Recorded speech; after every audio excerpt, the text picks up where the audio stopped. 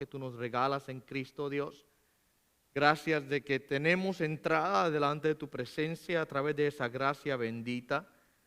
Padre, te damos gracias porque somos más que bienaventurados, somos realmente bendecidos por tu Hijo amado Jesús y su obra en la cruz. Y mientras en esta noche meditamos en estas verdades acerca de la obra de Cristo, te pedimos, Señor, que nos afirmes, nos consueles, nos fortalezcas, Señor, y que estas verdades, Señor, queden incrustadas en nuestros en nuestros corazones, Dios, y que, oh Dios, Padre Santo, aprendamos a vivirlas día tras día, Señor. Por tu Hijo amado, Padre Santo, pedimos todas las cosas. Amén y amén.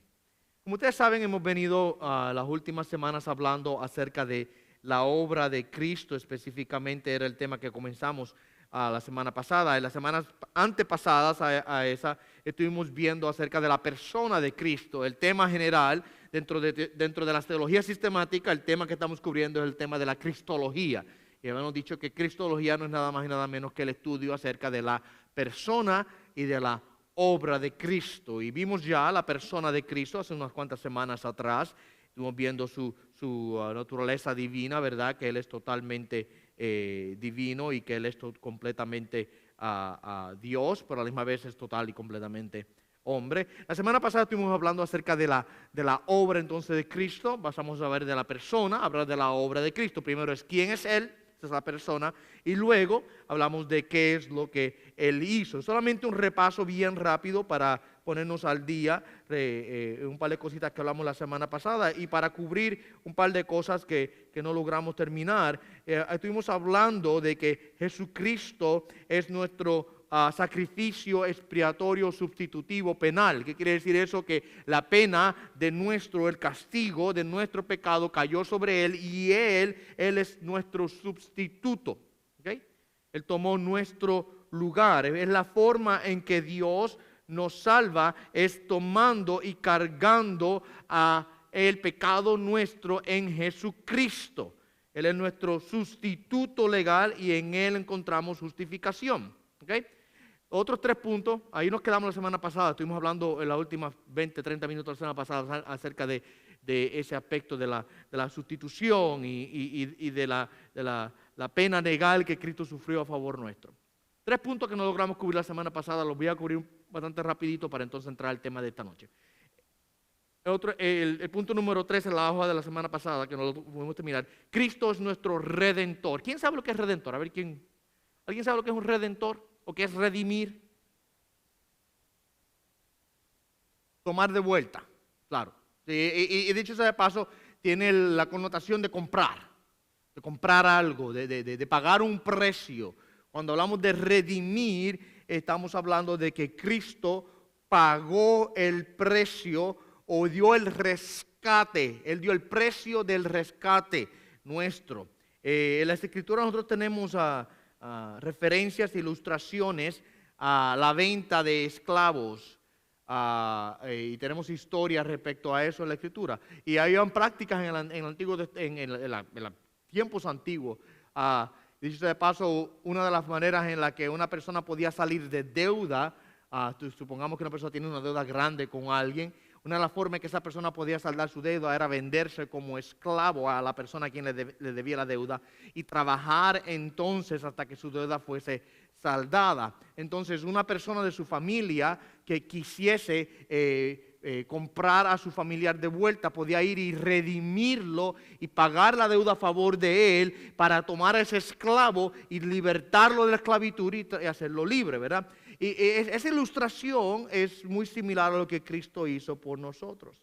Éramos esclavos del pecado, incapaces de libertarnos, pero Cristo fue y voluntariamente se ofreció a sí mismo para hacer el rescate, el precio de nuestra redención. ¿Okay?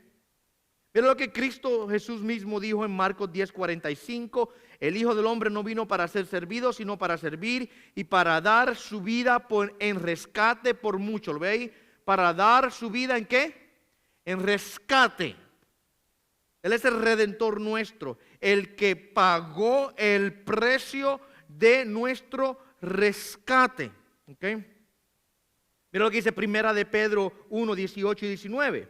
Fuiste rescatados de vuestra vana manera de vivir, la cual recibiste de vuestros padres, no con cosas corruptibles como oro o plata, sino con la preciosa sangre de Cristo, como de un cordero sin mancha y sin contaminación. O sea, que Cristo pagó el precio de nuestro rescate, ¿con qué? Con su sangre. ¿Okay? Así que cuando hablamos de Cristo como nuestro redentor, cuando hablamos de esa palabra redentor, estamos hablando de que Él fue el que nos libró de la esclavitud, pagando el precio de nuestra libertad con su propia sangre, como dice Pedro, no con oro o con plata, con cosas corruptibles, sino con la preciosa sangre de Cristo Jesús. Así que Él es nuestro redentor. Usted ve que cada uno de estos títulos que le damos a Jesucristo ofrecen quizás un vistazo, un ángulo diferente en su obra en la cruz. Cuando hablamos de que Él es nuestro sustituto, estamos hablando de que Él tomó nuestro lugar, ¿verdad? En este caso, cuando hablamos de que Él es nuestro redentor, estamos diciendo que Él pagó el precio que nosotros no podíamos pagar por nosotros mismos. ¿Okay? Otra cosa que Jesucristo es nuestro reconciliador. Esa palabra yo creo que es clara de entender, ¿verdad? ¿Qué quiere decir reconciliador? Que nos reconcilia, exacto. Él es el que nos reconcilia. ¿A quién o con quién o a qué nos reconcilia Cristo? Con Dios, exacto. Él es el que ahora puede tomar, por así decirlo, el abismo que existía entre Dios y el hombre y ser el puente que literalmente conecta estos dos puntos, ¿verdad? Después de la caída en el huerto, el hombre literalmente cayó en una enemistad contra Dios. Nosotros éramos, mira cómo la Biblia nos describe a nosotros y describe a toda persona que está sin Cristo. Dice que éramos enemigos de Dios. Y mucha gente dice, yo no tengo ningún problema con Dios. Pero Dios tiene un problema contigo. Muy cierto. Tú podrás decir, la gente puede decir, no, yo no tengo problema con Dios. Papito Dios es muy bueno. Pero si tú no estás en Cristo, quien no está en Cristo, aunque él no tenga un problema con Dios, Dios tiene un problema con él. Somos enemigos de Dios porque estamos en pecado y en la posición en que nos encontramos sin Cristo, estamos literalmente en una batalla, en una guerra fría, por así decirlo, en contra de Dios. Ahora, en Cristo Jesús, nosotros ahora recibimos reconciliación. Mira lo que dice Romanos 5:1. Ese verso usted lo debe saber casi de memoria. A ver, vamos a hacer una prueba, hacer un quiz. A ver quién se sabe Romanos 5:1 de memoria. Justificados pues por la fe, tenemos paz para con Dios. Romanos 5:1. Justificados pues por la fe, o sea, fuimos justificados por la fe puesta en Jesucristo. Mira lo que dice Pablo, tenemos ¿qué? Tenemos paz. Cuando hablamos de paz, estamos específicamente hablando de eso, de que somos reconciliados. O sea, ya la enemistad, cuando hay paz entre dos personas, quiere decir que cualquier enemistad que había es quitada. Cuando hablamos de paz, es lo que hablamos. Cuando hay dos naciones en guerra, por ejemplo, se están peleando, sea una guerra fría o sea una guerra caliente, ¿verdad? Cualquiera que sea que va con armamento, invaden el país, o sea que tienen una guerra fría como la que tuvo Rusia con Estados Unidos en la época de los 80, ¿verdad? El punto es que hay una contradicción, hay una fricción, hay una enemistad que se está dando, pero cuando se logra alcanzar la paz, ¿qué se hace? Se echan los brazos, se estrechan, se firman acuerdos, hacen trabajo juntos, porque ahora están reconciliados. No solamente las naciones, se dan las relaciones nuestras del diario vivir, ¿verdad? Quizás entre familiares, esposo, esposa, padres e hijos, etcétera, etcétera. A veces hay cosas que ocurren que traen problemas, pero cuando se logra alcanzar paz, hablamos de que hay una reconciliación ahora entre las dos partes. Cuando hablamos ahora de que a través de la fe en Jesucristo somos justificados, y habiendo sido justificados tenemos paz con Dios, estamos hablando de que tenemos ahora reconciliación con Dios. Miren lo que dice Pablo en Romanos 5:10. Siendo enemigos, fuimos reconciliados con Dios por la muerte de su Hijo. Éramos enemigos anteriormente, pero ahora a través de la muerte de Cristo somos reconciliados con Dios. Así que Cristo es nuestro reconciliador. Él es el que trae nuestra paz con Dios. Y esa es la mejor paz que podemos recibir. Por eso es que Él dijo, mi paz os dejo, mi paz os doy. No como el mundo la da, yo os la doy. ¿Por qué? Porque la paz que ofrece el mundo es ¿qué? Es pasajera, es perecedera, es ficticia, es engañadora aún a veces, porque muchas veces es una pretensión solamente, pero la paz de Cristo es verdadera, no solamente porque nos da una paz de seguridad en nuestro corazón, sino porque Él nos da a través de su propia muerte una paz eterna, porque hemos sido reconciliados con el Padre. Y esa es la verdadera paz, la paz que verdaderamente importa es la paz que tenemos con Dios. Yo puedo hacer paz conmigo mismo. Yo puedo hacer paz con la gente alrededor mío. Pero si no estoy en paz con Dios, de nada vale que yo haga paz conmigo y con los demás. De nada sirve. Porque eventualmente tendré que estar delante de Él y rendir cuentas delante de Dios. Así que Cristo es nuestro reconciliador. Y lo último, para cerrar el tema de la semana pasada, Cristo es nuestro vencedor. Cristo es nuestro vencedor. ¿Sabe que en su muerte y en su resurrección Jesucristo conquista a Satanás, conquista el pecado y la muerte a favor nuestro? Lo que nosotros no podíamos hacer, Él lo hizo y lo alcanzó. Él tomó al príncipe de este mundo y lo echó fuera, al final del cabo. Él ha tomado los principados y las potestades y los ha despojado, las ha exhibido públicamente, triunfando sobre ellos en la cruz, dice Pablo en Colosenses 2:15. Es lo que dice Dios, despojando a los principados y las potestades, los exhibió públicamente, triunfando sobre ellos en la cruz. Es decir, en Cristo y a través de su muerte victoriosa, literalmente Dios tomó a todas las obras de Satanás y las destruyó en aquel lugar. ¿Okay? Y que Cristo es nuestro vencedor. Él venció a favor nuestro. Mira lo que dice 1 Corintios 15, 56 y 57. Ya que el aguijón de la muerte es el pecado y el poder del pecado la ley, mas gracias sean dadas a Dios que nos da la victoria por medio de Jesucristo nuestro Señor. ¿Okay? Dios nos da la victoria en contra de Satanás, en contra del pecado y en contra de la muerte. Somos más que victoriosos. ¿Quién podrá levantarse en contra de los hijos de Dios? Somos más que vencedores en Cristo Jesús, dice Pablo en Romanos. Si Dios es con nosotros, ¿verdad? ¿Quién podrá ser contra nosotros? ¿Por qué es eso? Porque en Cristo Jesús Dios ha vencido a favor nuestro. Todo lo que se nos oponía ha sido vencido. Nuestro enemigo final, que es la muerte, ya fue vencida por Jesucristo, de una vez y para siempre. Y literalmente no hay nada que la muerte o que cualquiera de esas cosas puedan hacer en contra de un hijo de Dios, porque ya fueron vencidas por el vencedor. Cristo venció en la cruz. ¿Okay? ¿Alguna pregunta sobre estos temas? O comentarios o dudas que tengan en la mente antes de yo saltar a lo que tengo realmente que estaba supuesto a cubrir hoy. ¿No? Ok. Si no hay preguntas, que está todo bien. Está todo bien, ok. Continuemos hablando entonces acerca de la obra de Cristo. Y la semana pasada yo les dije a ustedes que nosotros podíamos dividir la obra de Cristo en dos partes principales. Una en su humillación, que es lo que estuvimos viendo la semana pasada, y la otra en su exaltación. ¿Okay? Su humillación, que es desde su encarnación hasta su muerte, y su exaltación, que es desde su resurrección hasta su segunda venida. Todo lo que ocurre después de la resurrección de Cristo, incluyendo la resurrección de Cristo, todo lo que ocurre después es la exaltación de Jesucristo. Y comencemos viendo la exaltación de Cristo con ese primer punto. ¿Dónde comenzó la exaltación de Cristo? Comenzó con la resurrección de Jesucristo. Así que comencemos primeramente con ese. Comencemos con la resurrección de Jesucristo. La Biblia es clara de que Cristo resucitó. Y la obra de su exaltación comienza con la resurrección. ¿Okay? ¿Sabe que Pablo dice en 1 Corintios capítulo número 5 que la resurrección de Jesucristo es el fundamento de nuestra fe y esperanza?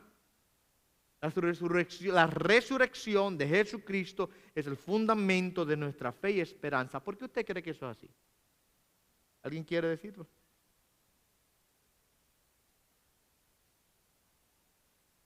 La resurrección de Jesucristo es el fundamento de nuestra fe y esperanza. ¿Por qué? ¿Por qué no decir la cruz de Cristo es el fundamento de nuestra fe y esperanza? ¿Por qué decir la resurrección de Jesucristo es el fundamento de nuestra fe y esperanza?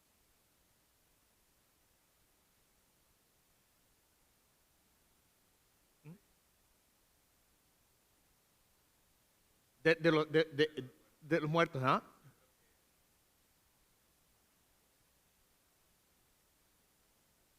Claro, él es el primogénito, él por así decirlo es el ejemplo o la primicia de los que resucitarán. Ahora, quiero ir un poquito más allá cuando hago la pregunta.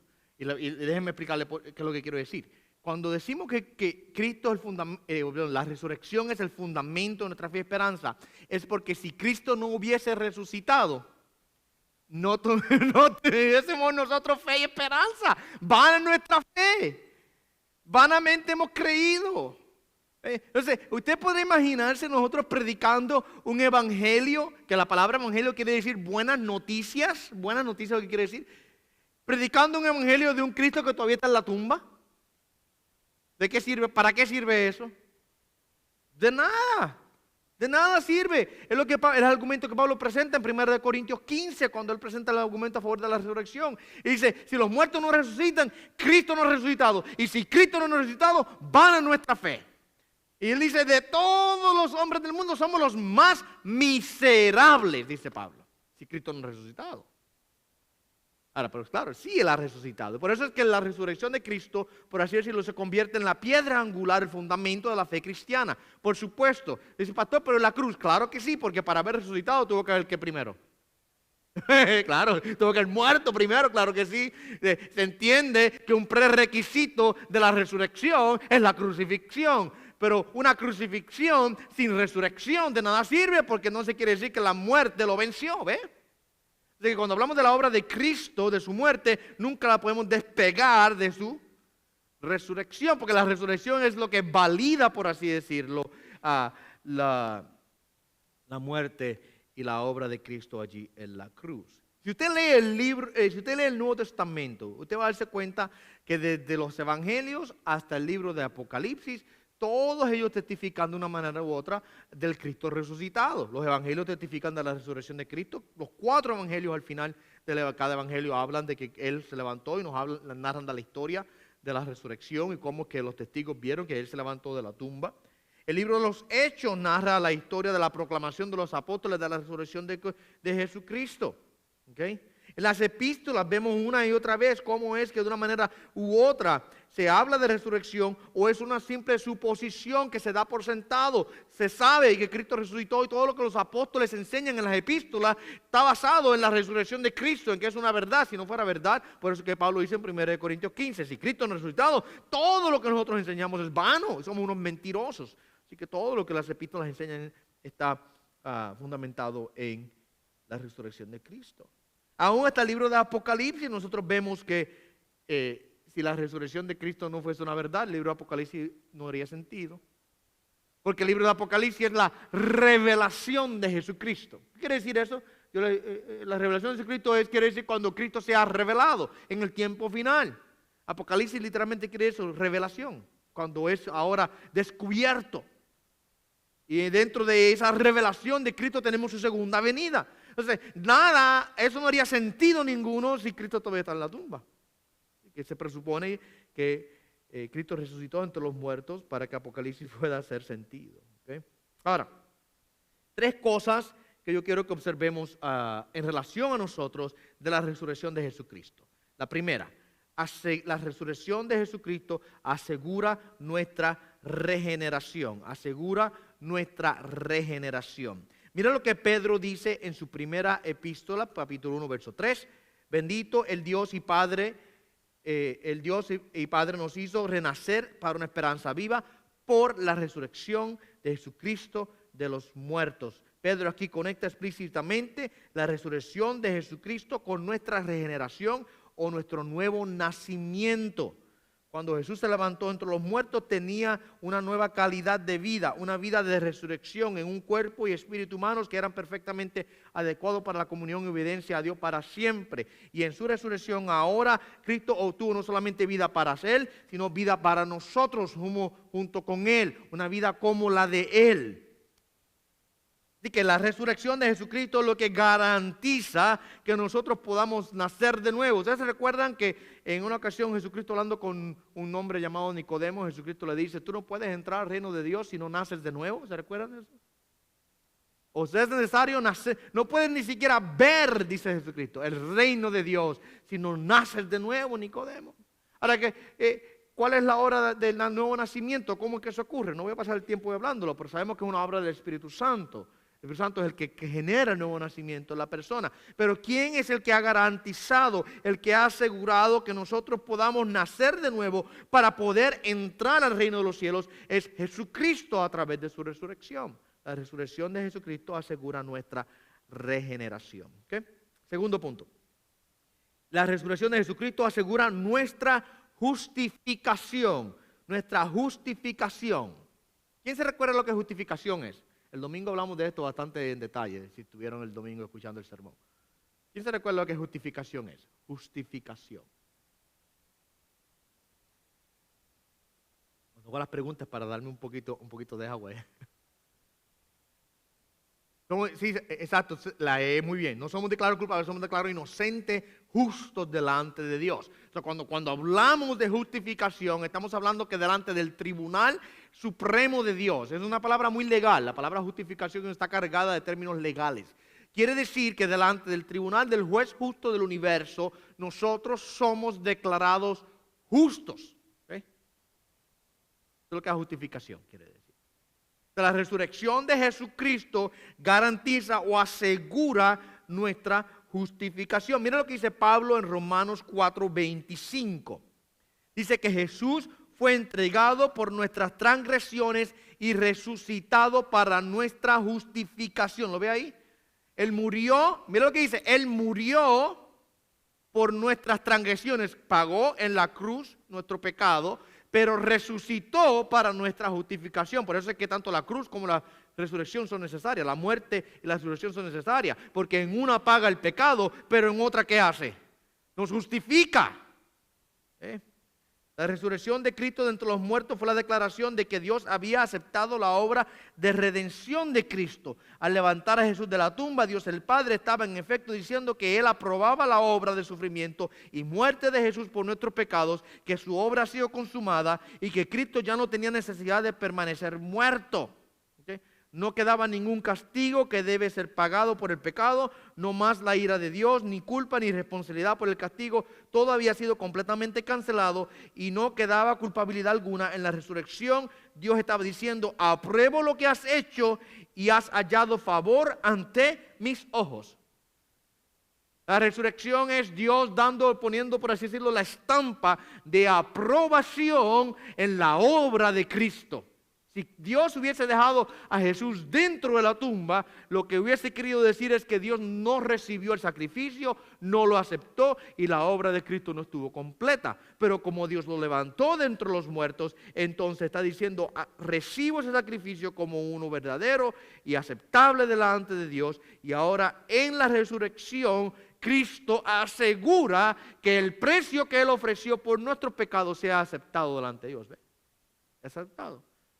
Y ahora Él muere por nuestras transgresiones, Él es entregado por nuestras transgresiones, pero resucitado para nuestra justificación, para ser declarados justos. ¿Okay? Y el tercer punto, la resurrección de Jesucristo asegura que recibiremos cuerpos perfectos de resurrección. Ahí va algo que dijo el hermano Andrés hace unos minutos cuando que mencionó que Cristo es el primogénito de entre los muertos. Él es el primero. De la manera en que Dios levantó a Jesús, nos levantará a nosotros. Yo le expliqué a ustedes hace unas semanas atrás, creo, un mes o dos quizás, no recuerdo, en un sermón creo que fue. A veces las cosas se me mezclan los temas de la mente, ¿verdad? Pero les hablaba a ustedes de la primicia. Fue un sermón, sí, fue en el mes de abril, en el sermón de resurrección, creo que fue algo así. del domingo de Easter o del domingo de Pascua, ¿verdad?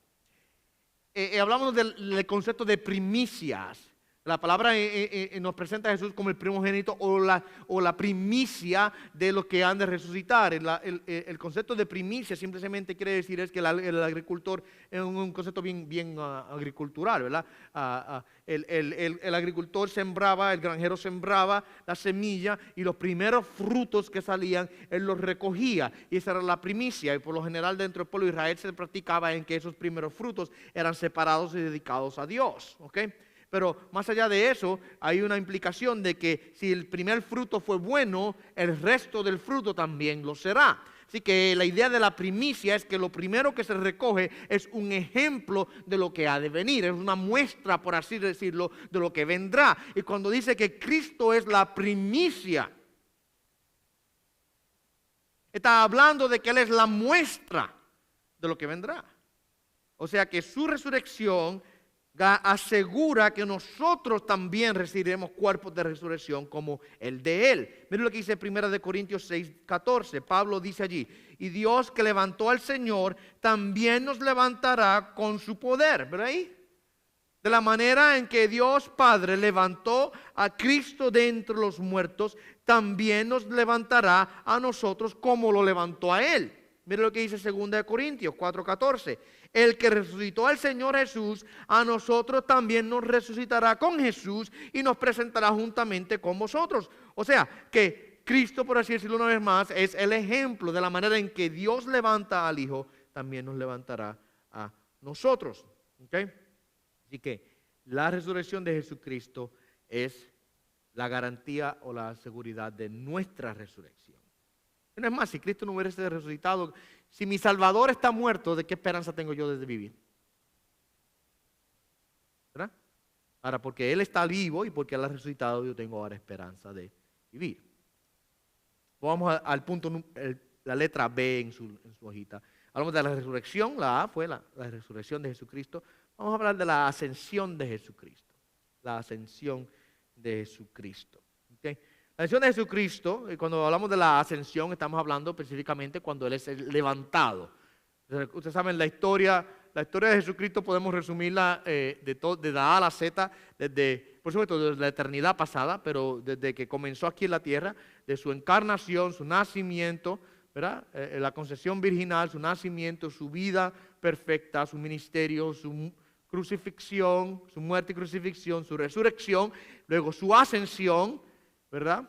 Y ahora mismo Él está en ese estado ascendido, llevando a cabo un ministerio a favor nuestro, que vamos a hablar en un minuto acerca de eso. Y luego tendremos la etapa final del ministerio de Jesucristo, cuando se culminará todo, es lo que llamamos la venida de Cristo, la segunda venida de Cristo, cuando Él vendrá a reinar eternamente.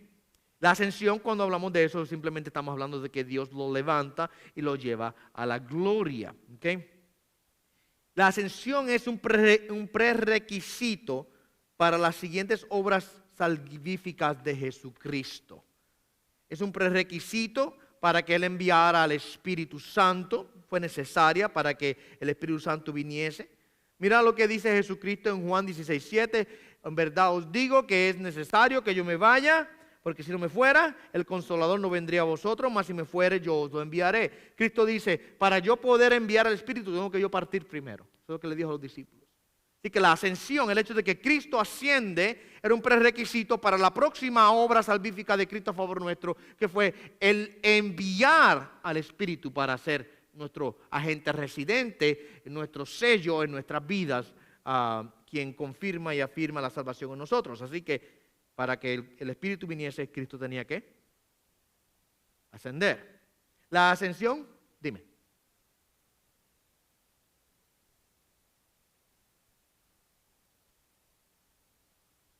Muy buena pregunta. Es ¿cuándo ocurrió la ascensión?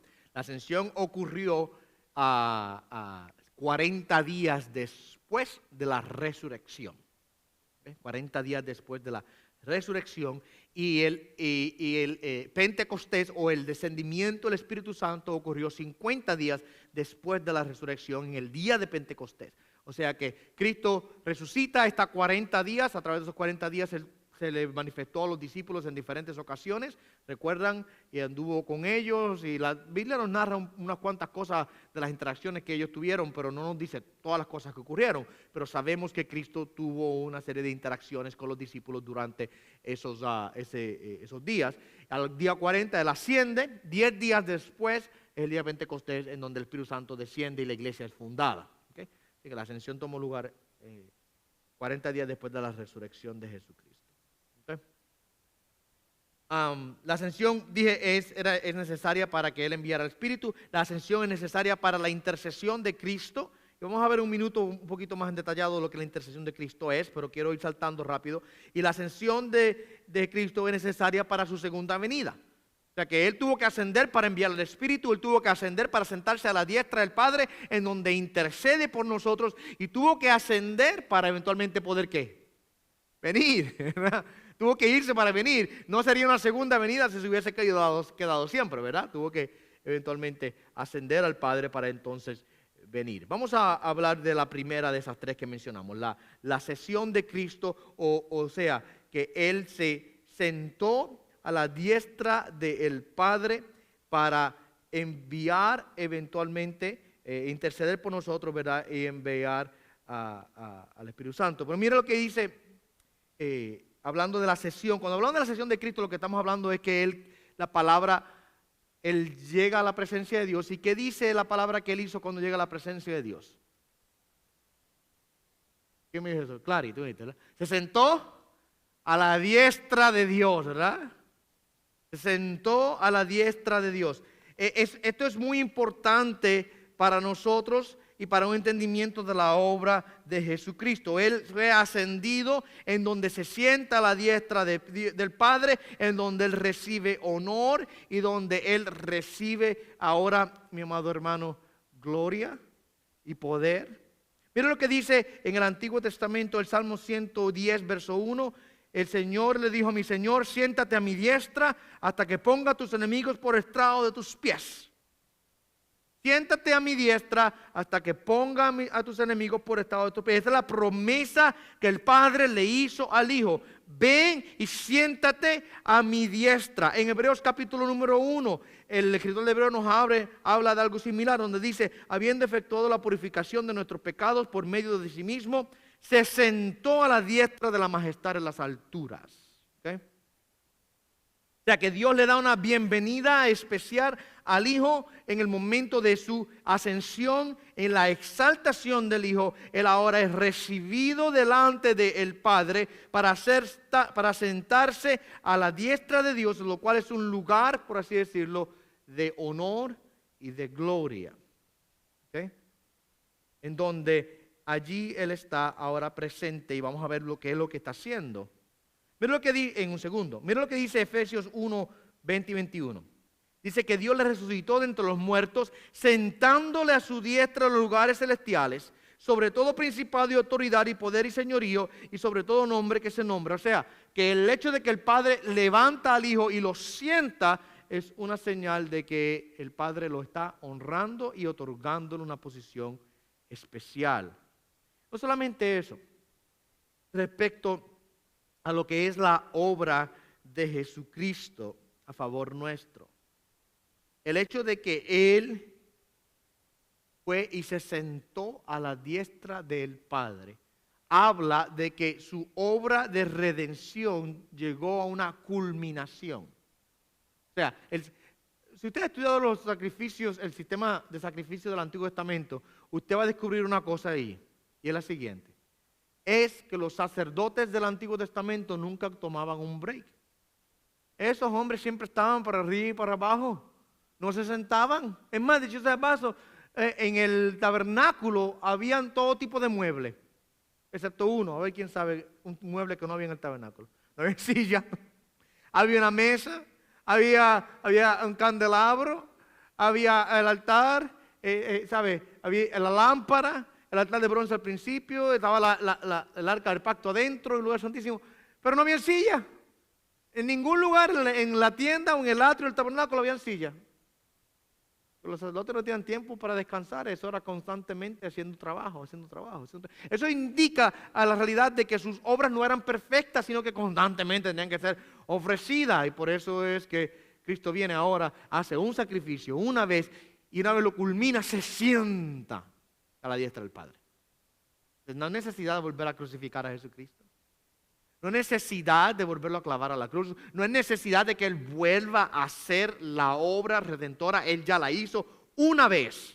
Derramó su sangre una vez. Ahí es donde yo tengo un problema bien grave con la teología de la Iglesia Católica Apostólica Romana. En donde ellos enseñan que en la celebración de la cena, la comunión, al hacer tal cosa, lo que se está haciendo literalmente volviendo a clavar a Cristo a la cruz. Eso es lo que ellos enseñan en su teología acerca de la cena y la misa de Cristo. Cuando se habla de la misa de Cristo, lo que se está haciendo es literalmente volviendo a crucificar a Cristo en la cruz. De manera espiritual, por así decirlo, ¿verdad? Porque literalmente no lo estamos clavando a la cruz. Pero que ellos enseñan de que la sangre de Cristo vuelve y se derrama, su cuerpo vuelve a ser partido cada vez que se hace esta celebración, y constantemente se está volviendo a crucificar a Cristo en cada una de esas ocasiones. Eso es una mentira. Cristo ya murió una vez para siempre y se sentó. Hay una culminación en la obra de la redención de Cristo. Él la terminó y se pudo sentar a la diestra del Padre. No hay necesidad de volverlo a crucificar. Ahora, ¿qué hace Él en la diestra del Padre? ¿Hay quien sabe decirme? ¿Qué hace Jesucristo a la diestra del Padre? Es el próximo punto ahí. ¿El qué? Él intercede por nosotros. Él intercede por nosotros. Es la intercesión de Jesucristo. ¿Ok? La Biblia enseña que la intercesión de Cristo nos salva, pero exactamente cómo nos salva la intercesión celestial de Cristo. Nos salva porque es la culminación de la obra sacerdotal de Cristo. La intercesión de Cristo no es enfáticamente la culminación de su obra sacrificial. Su obra sacrificial se consumó siempre en la cruz. Sin embargo, su obra sacrificial no fue el final de su obra sacerdotal. Después del sacrificio final por los pecados, se levantó nuevamente, ascendió al cielo, se sentó a la diestra de Dios y derramó el Espíritu Santo sobre la iglesia. Y como resultado de estos acontecimientos salvíficos previos, Él ahora intercede por los pecadores que Él vino a salvar. Él está constantemente intercediendo a favor nuestro delante de la presencia de Dios. Si Jesucristo no hubiese resucitado entre los muertos, entonces no hubiese podido comparecer en presencia de Dios en nuestro favor como un intercesor. Es lo que hace a favor nuestro. Él intercede por nosotros. Si Él no hubiese resucitado, no hubiese aparecido en la presencia de Dios a nuestro favor, su obra sacerdotal estaría incompleta. Ahora, la Biblia es clara en que Cristo resucitó, que ascendió al cielo y que ahora está en la presencia de Dios intercediendo a favor nuestro. El Cristo exaltado intercede y continúa intercediendo efectivamente por su pueblo, garantizando la salvación final de cada uno de nosotros. ¿Okay? Miren, yo no sé ustedes, pero el hecho de que Cristo intercede por nosotros debe crear un gran peso de paz y de gozo en nuestros corazones. Muchas veces nosotros nos sentimos, puede ser que llegue un momento en nuestra vida que nos sintamos solos, que sintamos que nos han abandonado. Aún puedes sentir que el pastor me abandona, no me llamó. Cuántas cosas te puedes sentir. Pero mire, escuche bien. Si usted está en Cristo, usted tiene uno más grande que el hermano, que el pastor, que el diácono, que el líder, que intercede por usted constantemente. Vaya a Él de manera regular. Él es tu sacerdote. A través de Él puedes venir delante de la presencia de Dios. Él garantiza entrada al Padre a través de su intercesión sacerdotal constante. ¿Okay?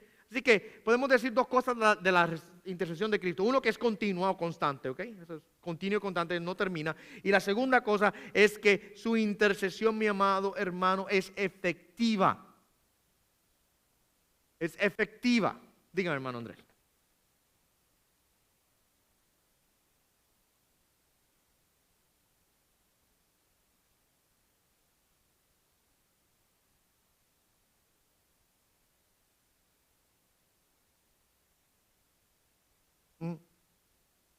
Muy buena pregunta.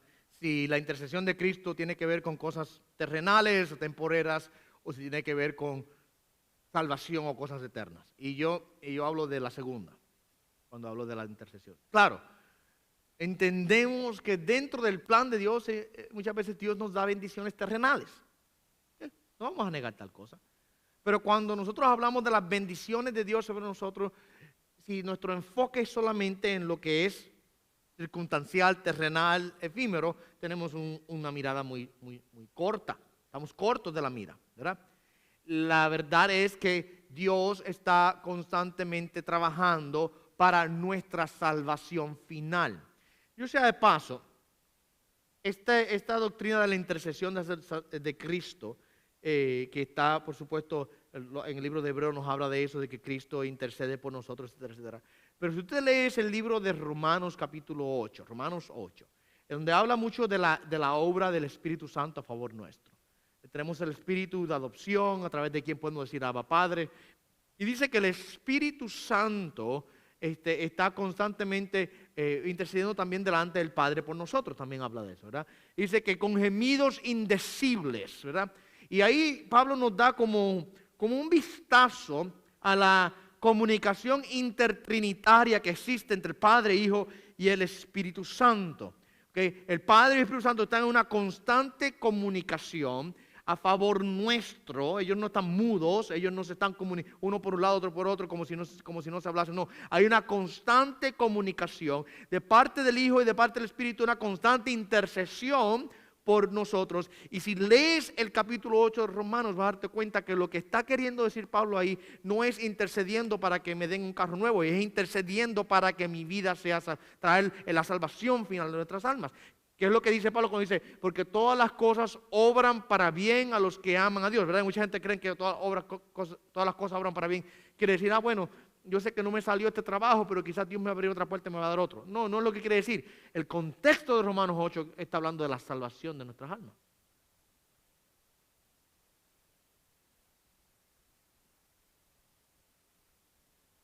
Ajá.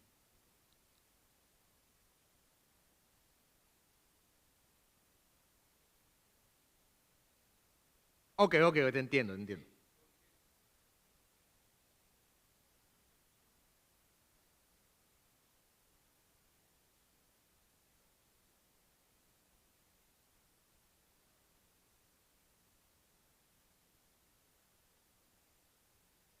Ujú. Sí, claro, mira, una vez más, la obra de Cristo como nuestro Redentor ocurrió una vez. Se ofreció en la cruz una vez, derramó su sangre una vez. Ahora, su obra sacerdotal continúa todavía, en donde Él ahora intercede de manera regular por nosotros. Déjame leerte algo que escribí aquí. Él ora para que los escogidos continúen en la fe y perseveren hasta la salvación final. Y escuche bien, Dios responde a las oraciones del Hijo. O sea que, exacto, Jesucristo está intercediendo a favor nuestro para que nuestra fe persevere, para que nosotros estemos fieles hasta el final. Está constantemente intercediendo a favor de su pueblo para la salvación final de nuestras almas. Entonces, claro, la obra de Cristo en la cruz fue una vez, nuestros pecados fueron cargados de una vez y para siempre. Fuimos perdonados por el sacrificio de Jesucristo, pero la obra de Cristo es mucho más que simplemente morir en la cruz. ¿Ven? Como estamos viendo, incluye el resucitar e incluye el ahora estar sentado a la diestra del Padre, donde recibe honor y gloria y poder e intercede por nosotros y constantemente está haciendo peticiones delante del Padre a favor nuestro. ¿Okay? Para que al final al cabo nosotros estemos constantemente o permanezcamos fiel hasta el final. Para que, como Jesucristo le dijo al Padre en Juan capítulo 17, donde yo esté, yo quiero que ellos también estén. Es la intercesión de Jesús a favor nuestro, constantemente pidiendo por la salvación final de nuestras almas. ¿Okay? Esto es algo, ¿saben? ¿Se acuerdan que yo les decía a ustedes hace unas semanas atrás, y lo he dicho varias veces también, que hay cosas respecto a Dios y su obra, y Cristo y su obra, y el Espíritu Santo, que son misteriosas? Hay misterios. Uno de esos grandes misterios es la Trinidad. ¿Cómo es que la Trinidad opera y funciona? Yo creo lo que la Biblia me dice acerca de la Trinidad, pero mi amado hermano, no la entiendo en su totalidad, porque es un misterio, tengo que confesar eso. Otra área de misterio es esta. ¿Cómo es que Jesucristo, qué es lo que Jesucristo dice?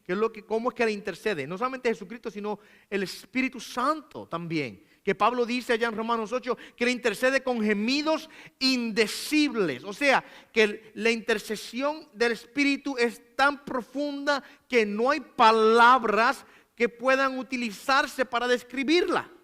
Por eso dice con gemidos indecibles. Entonces, entendido espiritualmente, claro. Entonces, cuando nosotros hablamos de eso, ¿cómo es que se da? Es un misterio. O sea, yo no puedo quizás comprenderlo en su totalidad. Yo acepto lo que la Biblia dice, que el Hijo intercede por mí, el Espíritu intercede por mí, pero ¿cómo funciona? ¿Cómo ocurre? Mi mente no da, mi mente no calcula, no hay matemática que yo pueda procesar esto. No hay forma de fórmula que podamos insertar aquí para poder balancear este asunto. No, simple y sencillamente es uno de esos grandes misterios. Sabemos que el Hijo intercede por nosotros como nuestro buen y gran y sumo sacerdote. Está intercediendo por el Padre a favor nuestro. Ahora, si usted quiere una muestra, miren, si usted quiere una muestra, por así decirlo, de lo que posiblemente el Hijo está intercediendo delante del Padre, de esa oración sacerdotal del Hijo al Padre, le hace Juan 17. En Juan capítulo 17 nosotros tenemos la oración de Cristo antes de ir a la cruz. Y en esa oración, en donde Él comienza, por supuesto, Padre, me voy terminado, glorifícame ahora con la gloria que tuve anteriormente, pero luego de hacer eso, Él comienza a interceder por sus discípulos, que sean uno como tú y yo somos uno. No te pido que los quites del mundo, sino que los guardes del mal. Que donde yo esté también ellos estén. Entonces, léase la lista de Juan 17, léase Juan 17 completo. Juan 17, todo ese capítulo es Jesús orándole al Padre. Y por lo menos ahí tenemos un ejemplo de lo que por lo cual posiblemente Cristo estaba intercediendo delante del Padre. Si usted nota esa intercesión de Jesucristo, es una intercesión que tiene que ver con nuestra salvación, con la vida eterna, con la unidad que debemos tener en Él, etcétera, etcétera. ¿Okay? Si nosotros quizás pudiésemos abrir la puerta del cuarto de oración de Jesucristo delante de Dios y escuchar su oración e intercesión a favor nuestro, quizás nosotros no tendríamos temor a ningún enemigo. Puede levantarse 10,000, pueden levantarse 10 millones de personas en contra de nosotros. Si yo entendiese que Él está orando por mí constantemente, no hay nada que pueda hacer frente a nosotros. Yo le he dicho a ustedes en varias ocasiones, los creyentes deberíamos ser las personas más valientes.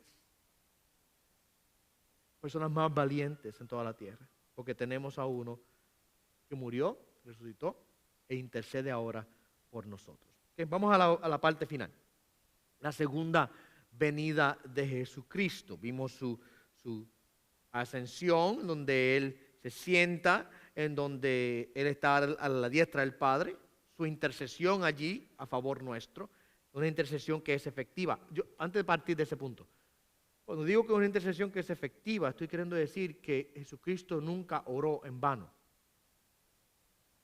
O sea, Jesucristo cuando ora de acuerdo a la voluntad del Padre y nunca su oración será en vano. ¿Ok? Y cuando Él está orando, intercediendo a favor nuestro, lo que Él ora se cumple. Que dicho sea de paso, esa es una de las razones por la cual yo creo en la seguridad eterna del creyente. Al que Dios salva, Dios lo salva eternamente. Porque tiene a un Salvador que intercede constantemente a favor de Él.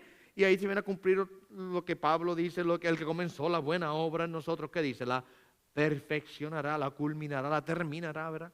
O sea, Cristo no comienza con una persona, te salvé a media, te salvé a mitad nada más.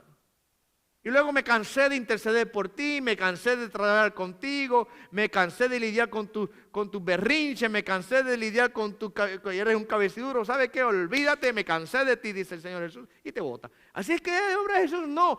¿Qué dice en la Escritura? Que Él comienza y Él termina la obra.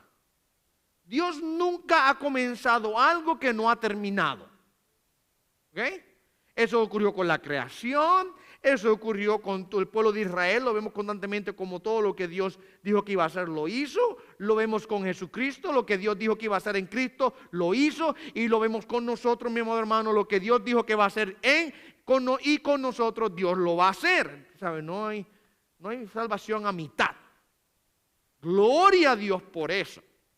Que no hay salvación a mitad, porque si fuese así, imagínate, ninguno de nosotros tendríamos seguridad de salvación. ¿Usted sabe lo triste que sería el nosotros andar por ahí diciendo, bueno, hay un refrán muy común que dice, que Dios nos coja confesado.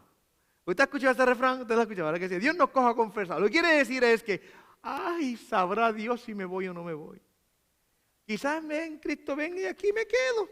Eso es lo que quiere decir. Si Dios no me coge confesado, quiere decir que Cristo viene y me coge. Fuera de base, out, para afuera.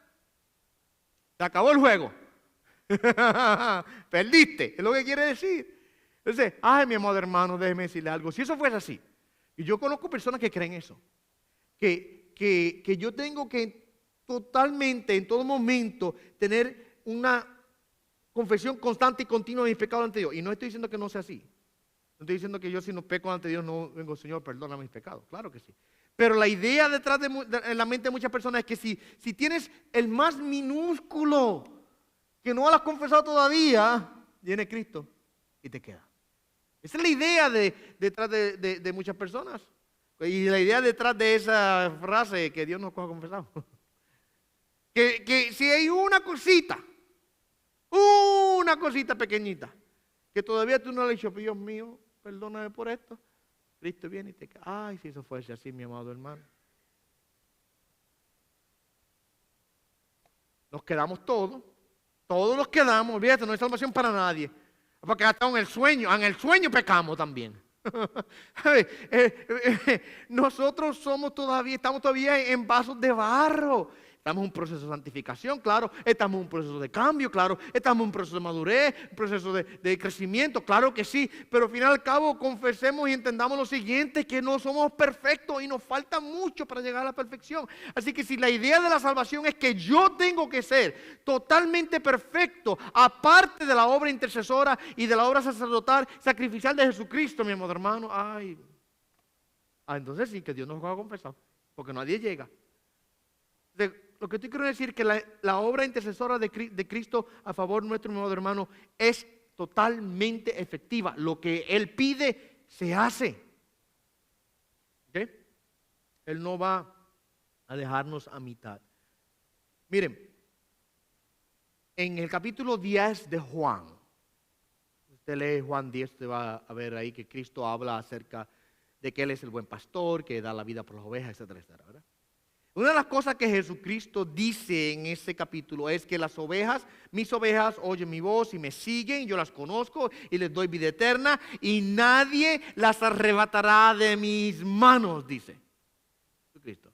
Entonces, conecte ahora la obra de intercesión de Cristo con ese aspecto de que estamos en la mano de Jesús. ¿Ver? ¿Cómo nos mantiene Jesús en su mano? Él está intercediendo constantemente por nosotros. ¿Ves?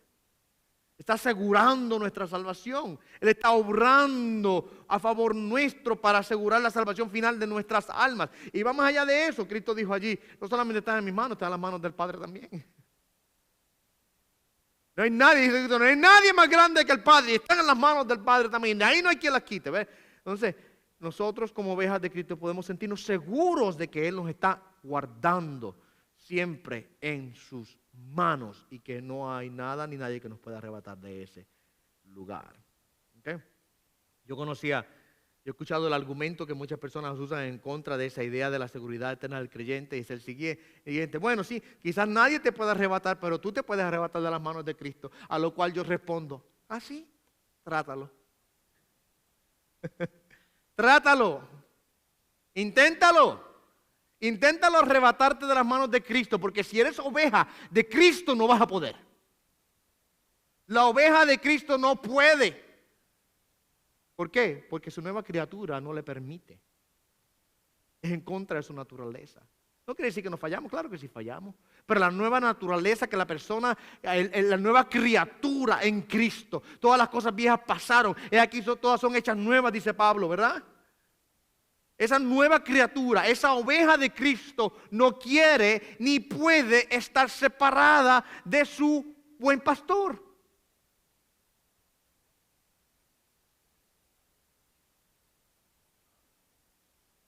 ¿Para dónde me iré de tu presencia? Donde quiera que vaya yo, donde quiera que vaya tú estás. El punto es que no hay forma, mire, claro, no me puedo esconder de Dios, pero como oveja de Cristo no puedo vivir sin Él. No quiero y no puedo vivir sin Él. Entonces cuando alguien me dice, sí, pero pastor, está bien, Cristo nos mantiene seguro, pero si tú te arrebatas, si tú te sales, pierdes la seguridad. Y yo le digo, pues salte. Vete, le digo, vete al mundo, vete, lárgate, vete al mundo a ver si puede. La oveja de Cristo no puede. No hace más que pasar 5 minutos y ya estás extrañando a su maestro. Dice, no, yo me voy de vuelta con mi Señor. Porque la nueva criatura que ha sido creada en esa persona no desea lo del mundo, ni quiere estar en el mundo porque ama y desea a su maestro. Así que ni nosotros mismos podemos sacarnos de las manos del Señor. Estamos ahí incrustados. Amén. Ahora, la parte final, el punto final, la segunda venida, el regreso de Jesucristo. El regreso de Jesucristo, 6 cosas que quiero mencionar. El regreso de Jesús significa que estaremos con Él y el Padre. Cristo dijo que Él iría a preparar lugar para nosotros, en Juan capítulo 14, para que donde yo esté, vosotros también estéis. Y Él dijo allí, y su promesa fue la siguiente: y vendré y os tomaré a mí mismo. ¿Recuerdan? Así que la venida de Cristo implica que nosotros iremos a estar con Él. Porque Él dijo, yo vendré, ¿para qué? Para tomarlos y llevarlos a estar conmigo. ¿Ok? Punto número 2. El regreso de Jesús trae gloria. El regreso de Jesús trae gloria. ¿Ok?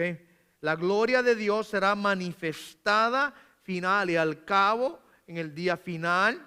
No solamente para la gloria de Dios manifestada para que todos lo vean, sino para la gloria de Dios que será manifestada aún en nosotros, en nuestro propio cuerpo, nuestro propio ser. Ahora nosotros seremos glorificados junto con Él. Este cuerpo de muerte, este cuerpo de corrupción, este cuerpo que todavía está en sus dolencias de esta tierra, será vivificado en gloria en el día final de Jesucristo.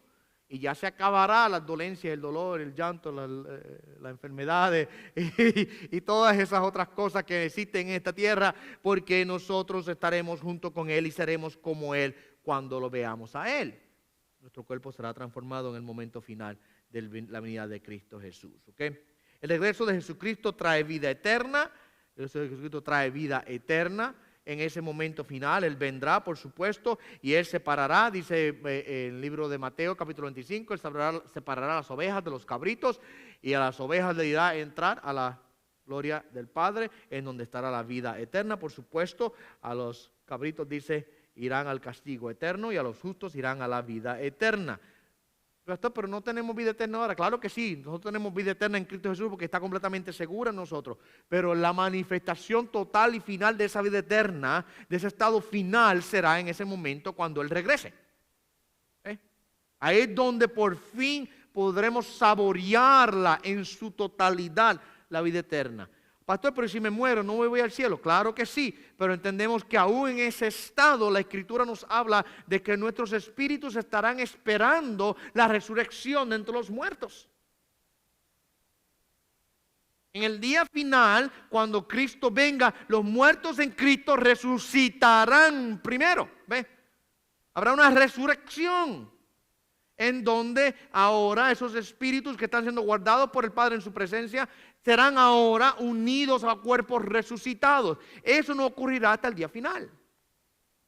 Los muertos en Cristo, ahora mismo la palabra los describe como que están durmiendo en Cristo. No quiere decir que literalmente están durmiendo, sino que habla del hecho de que están esperando, están en un descanso, esperando que Cristo venga y efectúe la resurrección final total para ahora traer la culminación de la historia de la redención y por fin hacer que nosotros podamos saborear lo que la vida eterna es. ¿Okay? Así que el regreso de Jesús trae vida eterna, el regreso de Jesús trae gozo, trae sumo gozo. ¿Usted puede imaginarse? Yo no sé usted, pero yo llevo toda una vida esperando a Cristo. Y algún día, si Dios no me lleva al cielo primero a través de la muerte, será extremadamente gozoso verlo venir. A quien sin haberle visto, le amáis, dice Pedro. Le amamos sin ni siquiera saber cómo se ve Él. Y no se deje llevar por las pinturas esas que la gente hace. Yo siempre he dicho, a mí no me gustan esas pinturas porque realmente no ilustran quién es Jesús realmente. Sin haberle visto, le amamos. ¿Sabe el gozo? El gozo que habrá en nuestros corazones en el momento final, cuando por fin nosotros estemos delante de su presencia, en el cual Él nos levante a sí mismo, nos busque. Eso será indescriptible. Es un gozo, mi amado hermano, que nunca lo hemos experimentado en esta tierra y es un gozo que experimentaremos eternamente por toda la eternidad, estando constantemente al lado de nuestro Salvador. Yo no sé usted, pero simplemente pensar en eso, pues, solamente pensar en el momento en el cual me encuentre delante de Él, trae gozo ya a mi corazón. Hay una expectativa, una esperanza, ¿verdad? Una ansiedad, por así decirlo. Yo recuerdo hace unos meses atrás, cuando acostaba al menor de casa a la cama y orábamos antes de acostarse a dormir, y me dice, papi, ya me quiero ir para el cielo. Decía él. Pero yo digo, ¿pero por qué te quieres ir para el cielo? Ay, es que en el cielo va a ser todo tan bueno. Pero está bien, pero todavía te queda tiempo aquí. Disfruta el tiempo que tienes aquí y algún día Dios te llevará al cielo, ¿verdad? Pero yo creo que él en su inocencia estaba expresando lo que yo creo, lo que todos nosotros quizás en nuestros corazones añoramos, ¿verdad? El deseo de por fin estar allí junto con nuestro Salvador y estaremos gozándonos eternamente. ¿Okay? El regreso de Jesucristo trae liberación. Seremos por fin eternamente liberados de todo. Claro que sí, de las consecuencias del pecado. Seremos librados de lo que nosotros experimentamos en esta tierra. Nos libra en ese momento de toda la experiencia, aunque estamos perdonados, somos redimidos, justificados actualmente, todavía experimentamos el dolor del pecado. Hasta cierto punto todavía experimentamos las consecuencias del pecado. El creyente que ya ha sido perdonado, muchas veces Dios permite que experimente las consecuencias del pecado. Por ejemplo, cuando un creyente peca, Dios lo disciplina. Y en eso el creyente experimenta el dolor que el pecado trae. En muchas ocasiones Dios permitirá que ocurran diferentes tipos de disciplina en la vida de ese creyente. Miren, en la iglesia de Corintio, si ustedes recuerdan, en relación a la cena del Señor, Pablo escribe a la iglesia de que estaban literalmente violando la cena del Señor y tomándola indignamente. Y Pablo dice que en medio de ellos habían algunos que estaban enfermos y que otros estaban muertos. O dice Pablo, dice, otros duermen.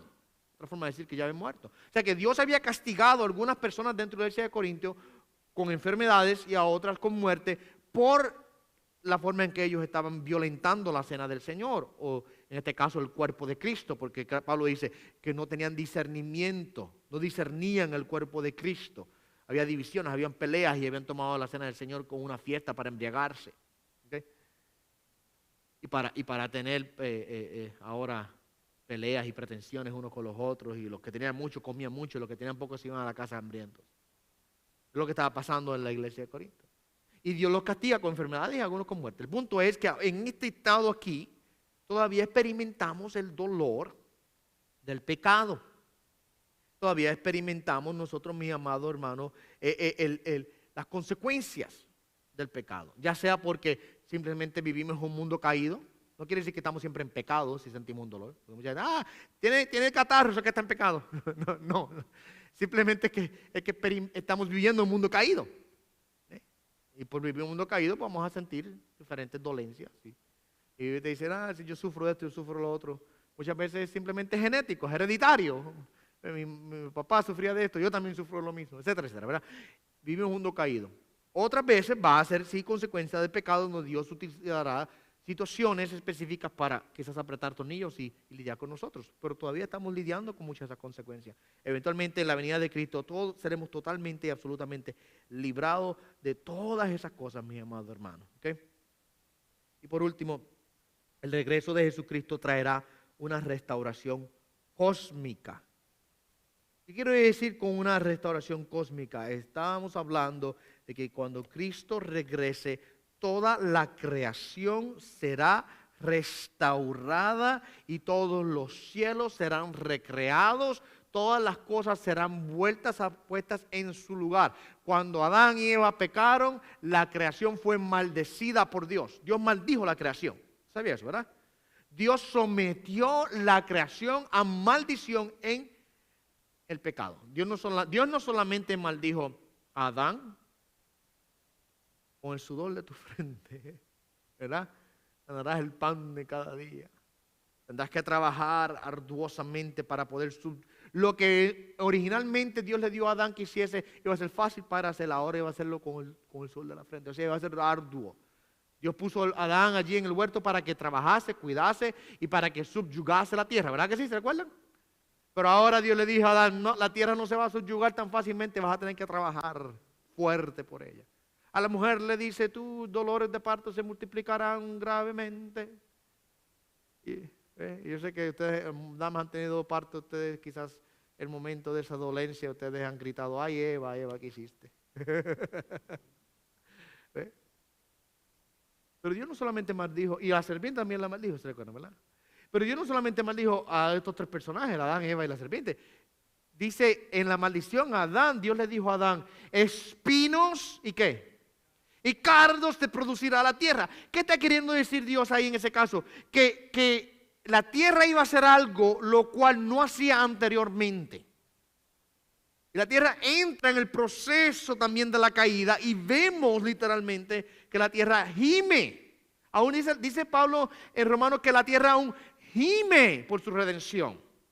Porque Dios sometió a la creación a maldición y está constantemente gimiendo para ser librada de esa maldición. Mira, nosotros lo vemos constantemente. Terremotos y tornados. Y no solamente aquí en la tierra, en el espacio.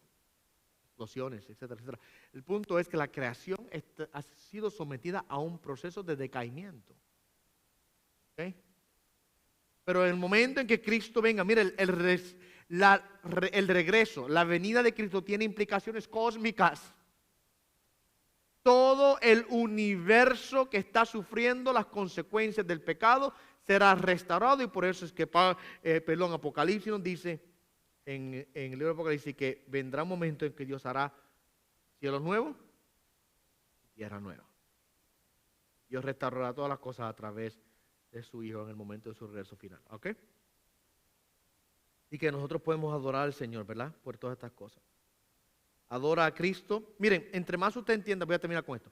Entre más usted entienda las diferentes facetas de la obra de Jesucristo y de su persona, mejor usted puede adorarlo. Mejor usted puede adorarlo. Usted puede adorar a Cristo en esta noche. Mire, usted ha aprendido. Usted puede adorar a Cristo como resucitado, ascendido, reinante y el Señor de gloria que ha de regresar. Podemos adorarlo en cada una de esas áreas y darle gracias a Él por cada una de esas cosas. Gracias por la resurrección. Gracias porque intercedes por mí delante del Padre. Te adoro porque eres mi sumo sacerdote. Eres mi Rey, mi Señor. Y espero tu venida. ¿Ve? Todas esas, entre más usted entienda la obra de la persona de Cristo, mejor usted puede adorarlo a Él. ¿Alguna pregunta o comentario que tengan esta noche antes de nosotros cerrar? ¿No? ¿Estamos bien? Bueno, vamos a darle gracias al Señor en ese caso, mis amados hermanos. Y así culminamos con